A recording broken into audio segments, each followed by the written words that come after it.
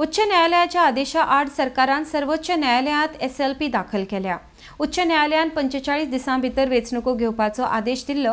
ह्या आदेशाक सरकारान सर्वोच्च न्यायालयात आव्हान दिला। हाचेर बुधवारा सुनावणी जावपाची आसा म्हण गोयचे ॲडव्होकेट जनरल देविदास पांगम उलयल्यात। RDX खातीर पणजेच्यान गौतम शिरोडकार।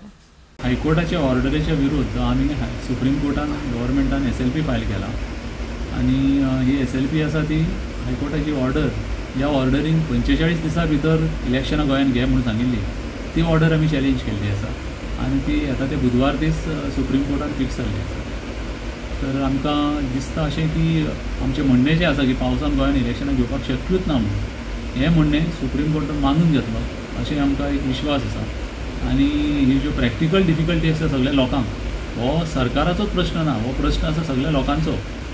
10 ऑगस्टाक जर असो पावस पडटा, ज्या तरेन आज जो पावस पडटा तसो जर पावस पडत जाल्यार परिस्थिती बिकट जातली सारकी, लोकांची परिस्थिती बिकट जातली, कॅन्डिडेट्साची परिस्थिती बिकट जातली आनी जे गव्हर्मेंटाचे स्टाफ जे वचून रातचे रावता, शाळेंनी रावता, स्कुलांनी रावता, पयस पयस विंगड वाठारांनी वतात जे लोक आमचे, तांकां इतलो त्रास जावपाचो आसा। खास करून जे बायलां आसा पळय इलेक्शन दिवपी, तांकां भयंकर त्रास जावपाचो आसा। हाका लागून आनी ह्या खास कारणाक लागून आमी सुप्रीम कोर्टान आमी मागतले की हें जें इलेक्शन आसा पळय तें सप्टेंबरा उपरांत घेवपाक आमकां परमिशन दी।